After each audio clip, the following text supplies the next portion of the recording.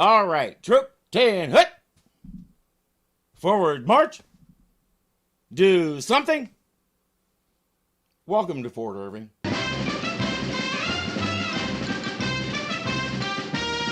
It's mail call at Fort Courage. Captain Parmenter got a box of cookies from his mother. Duffy got a rejection letter from a publisher who didn't like a poem he wrote. And Corporal Agarn got something quite interesting. It's an absentee ballot.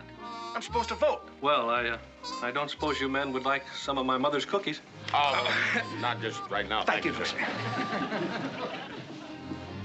Which one of these guys are you going to vote for? This Dan McGurney or George Bregan? Me? Vote?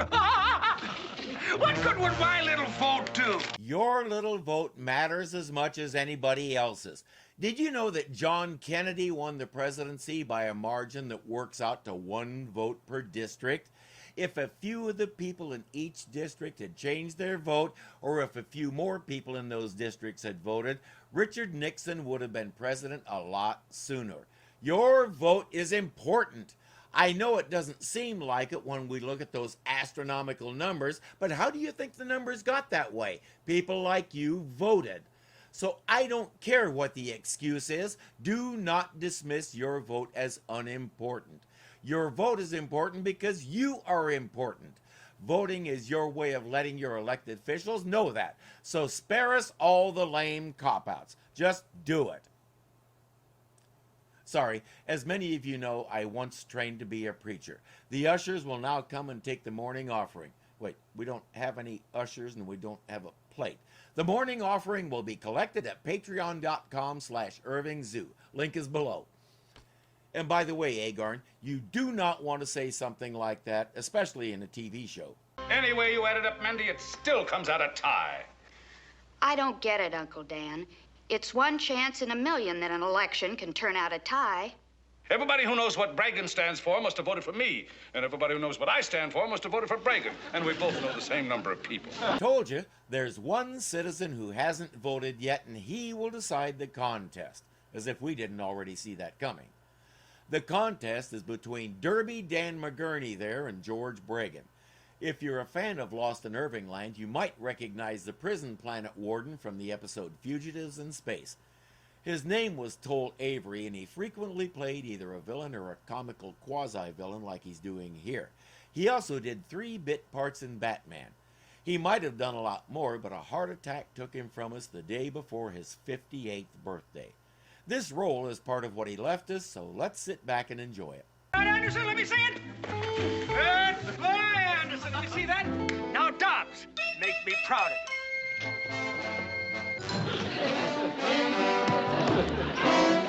Now, men, you have just seen a typical example of someone who wasn't paying attention. Here's a little tip, Dobbs. If your enemy is flying like that, you don't want to grab onto him. He may take off with you. And then what are you going to do? Howdy, Wilton. You busy? No, not really. They just have a little map problem here. Well, these here folks were wanting to see him. Captain Parmenter, I presume. That's right. Daniel J. McGurney's the name. The good folks at Passaic call me Derby Dan. You can, too. Have a cigar. Oh, no, thank you, Derby. And you too, Lieutenant? Sergeant. Oh, but you have the officer look. He's a politician, all right. And that map will become a running gag while Captain Parmenter continues to try to figure out how to fold it. Oh, and this is my niece, Mindy Dawson, who also acts as my secretary. So very pleased to meet you, Captain. Oh, I'm sorry. That's about the only thing Wilton knows how to do with a cigar anyway. I just happened to be passing your way and thought I'd say hello to one of my constituents in your command, Randolph Agarn. Corporal Agarn? Yes. You see, I'm running for mayor of Passaic. Really? Well, Corporal Agarn is voting for mayor of Passaic. Will coincidences never cease? It's a good thing Sergeant O'Rourke grasps what's going on here, because the captain is still trying to figure out if he can use a piece of tape to fix that cigar. How do you do, son? I am Derby Dan McGurney. My gosh, you're beautiful. Thank you, I know. Oh, this is my niece, Mindy. Luana Patton had the kind of beauty that takes your breath away. There's no question about that. But by the time she reached adulthood, her star had pretty well already reached its peak. She was a child star. In fact, she was the first child star ever put under contract with Disney. If you've ever seen Song of the South, She was the little girl who sat spellbound listening to the Uncle Remus stories. She appeared all over the Disney screen for many years, then branched out into westerns and the like. She did lots of parts like this, but never really hit it big again. On the other hand, she didn't really get all that much of a chance. I haven't been able to find any real details, but she died in 1996 of respiratory failure. She was only 57. You know something? Early death really sucks. But right now, I think Agarn would vote for Black Bart if Mindy asked him to and promised him something. I'm out your way because I believe that even a candidate for a small town mayor should keep his fingers on the nation's pulse. Isn't that right, Mindy? Oh, yes, Uncle.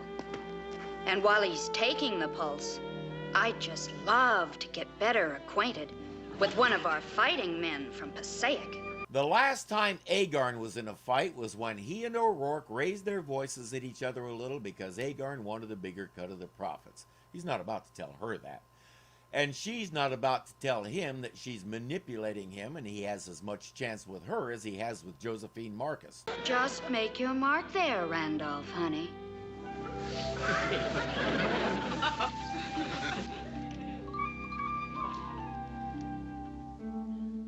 No wing, Captain.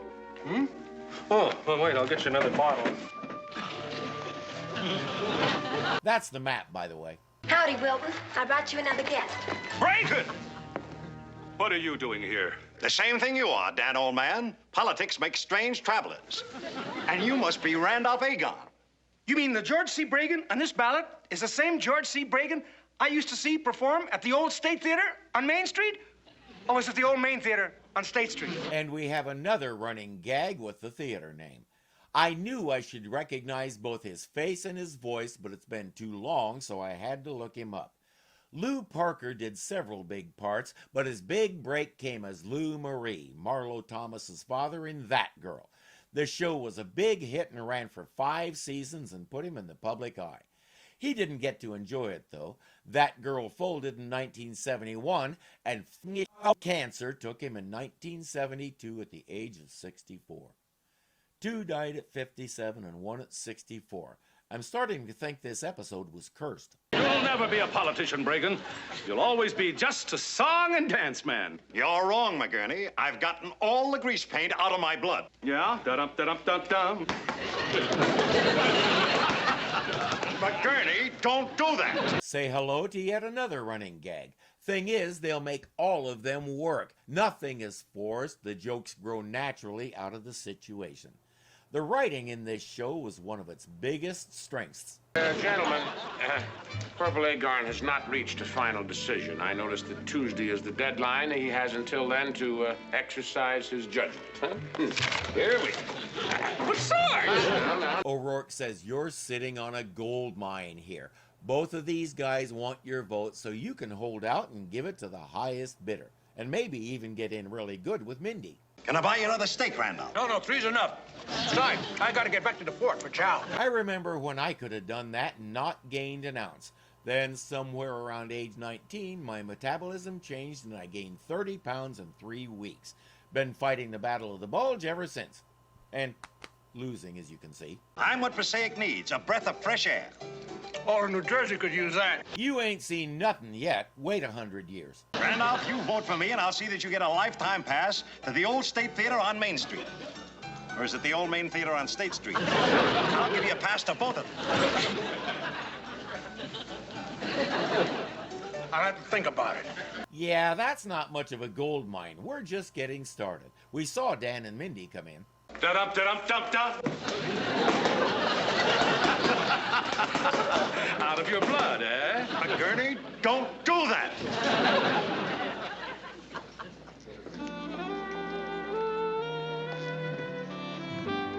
Hello, Randolph. Mindy knows how easy this is going to be.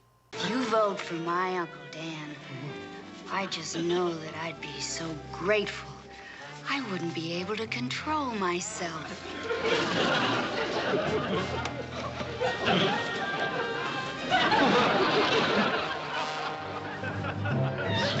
I'll think about it. Or not. Despite the fact that he's been out here for a very long time, he's getting the hang of resisting and holding out for more. Corporal Agarn, if I'm elected mayor, I can put you on the ladder to success. How'd you like to be dog catcher?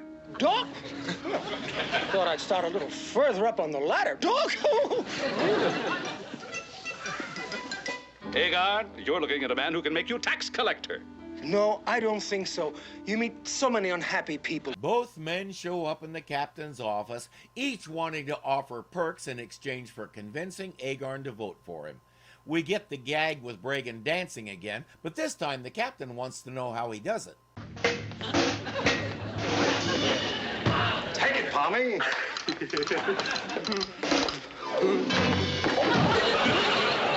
Not like that. What can you say but Ken Berry? His rendition of Mr. Bojangles on the Carol Burnett Show in 1971 is legendary. His silky voice and smooth dancing took him anywhere he wanted to go. But he refused to be confined and did as much pratfall comedy like this as he did serious dancing and singing, and he was great at all of it. We live in an era of specialization. You're a film actor, you're a TV actor, you're an action-adventure actor, you're a rom-com actor, you do musicals. That's your niche. Stay in it. Talents such as Ken Berry's refuse to be hemmed in like that. You're a song and dance man. Not today, I'm a dramatic actor. Okay, let's see what you got. Then he does a pratfall and makes you laugh yourself sick and gets up singing. I can't say they don't make them like that anymore because I'm sure they do, whoever they are. But not many of them have the elbow room to stretch themselves into other fields the way he did. It'd be nice to see that change because I have a hunch there are a lot more Ken Berrys out there waiting for a chance to shine. Corporal, here's my final offer. 1,000 acres of land for you and O'Rourke. A lifetime annuity for each of you. Jobs for all your relatives. And you, my friend, will be deputy mayor. A job he will no doubt quit within a week to go play on his 1,000 acres. At least that's what I do. We'd prefer something in writing. I'll give you a signed statement tomorrow. Good. And that's when you'll get Agarn's vote. Tomorrow. O'Rourke may skim the fringes of the law now and then, but he does know how to wheel and deal. These politicians have met their match. Turn him loose a little more, and by the time he's done, Agarn will be wearing Dan's derby. Uncle Dan, I have some terrible... I heard. O'Rourke broke the news. Well, I'm quitting, throwing in the towel. The only way I can top Bregan's offer is to make Agarn mayor, and the machine wouldn't stand for that. Well, I'll go arrange transportation home. Well, anyway, I got a consolation prize from Agarn, which is better than having to kiss him. Derby Dan is back in the race. I'm not sure what Agarn thought that would get him, but I guarantee he doesn't want it. That's an Indian bracelet, but there's not a trading post within several days' ride. The only way Agarn could have gotten that is if he's collaborating with the Indians. Time to follow him and O'Rourke and see if it's true. Hi, Chief. Hi, Grace. Hey, the profits are down this month. That's the least of your worries. You just don't know it yet. Back to the fort. This is election day, and he's got to vote. What means election day? What means vote? Ah, well, you wouldn't understand about that. You see, voting is one of the processes of American democracy. Oh, voting means taking land away from Indians. Well, yeah. Why O'Rourke always have to check monthly take? Him think a cow is cheat. The cows do cheat, but why him always have to check? That's an average joke, but that's not why I played it. Take a look at the document Wild Eagle is holding. We knew O'Rourke could read smoke signals, but who knew he could also read Egyptian hieroglyphics? Is there no end to his abilities? Corporal Agarn! Now, wait a minute, McGurney. No matter what it is, it's going to have to wait. He's going in there to vote. Excellent. Don't forget, Agarn. You vote for Bregan, Sarge, he's a good loser. and I'll tell Captain Parmenter all about your dealing with the Hikawis and about your most enterprising O'Rourke enterprises. To be sure Agarn votes the right way, he insists it be done at the saloon with lots of witnesses, including Captain Parmenter. Soon enough, it's all done, and the Passaic 3 are getting on the stage. Agarn! Agarn! Agarn, telegram. It's from Passaic. Well, if it's for me, it's got to be trouble. Oh, here, I'll read it. I don't know anybody in Passaic. See here. This is to notify you that your vote has been invalidated. How'd they get it so quick? I'm guessing Jane wired it to them. or somebody had a really fast pigeon. All local saloons and other places where whiskey can be purchased should have been closed on election day. That throws the decision into the city council. If they're smart, they'll ignore both of those guys and choose Agarn. But how did they know the saloon was open? Oh, well, Washington requested a report on absentee balloting procedures, and naturally I had to give them the facts. Captain Manuel comes through again, though he had no idea it would lead to this. I've just had some political news from Passaic. Passaic? Ah, where's that? What's the news? Well, the city council has made its decision. They picked George Bregan, and he's now known as the dancing mayor of Passaic, New Jersey. I'm glad they didn't leave us hanging. The suspense was killing me. Jane has a letter for Wilton, but he's a little hesitant to admit what it is. Well, if you must know, it's a set of instructions on how to fold a map. There's no shame in having a map defeat you, Captain. It's happened to all of us who have ever used one. Could you hold that, please, Janie?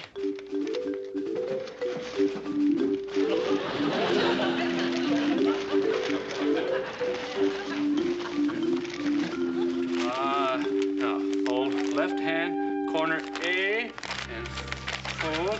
No, that's left hand. If you can't see what's coming, you may be new to this show, so welcome. Thanks for joining us, and I hope you stay. Right. I did it! I did it! Oh, you're wonderful. It was nothing, really. Well, I guess I'd better put these instructions away in the file.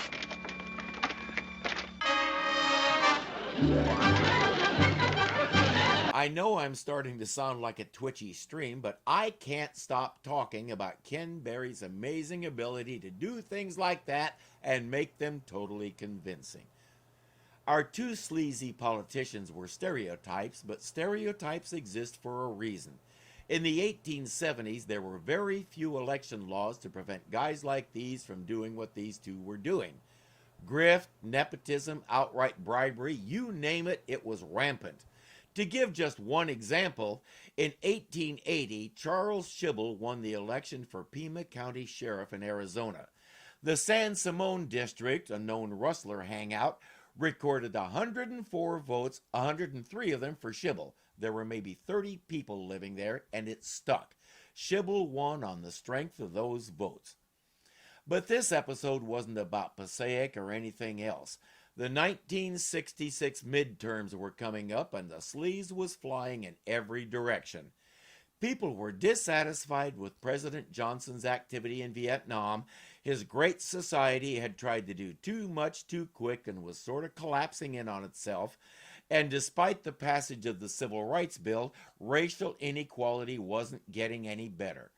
The political vultures came swooping in with all their phony promises, all their conspiracy theories, and every one of them didn't give a flying fractured fairy tale about us. They were all about ambition and self-advancement.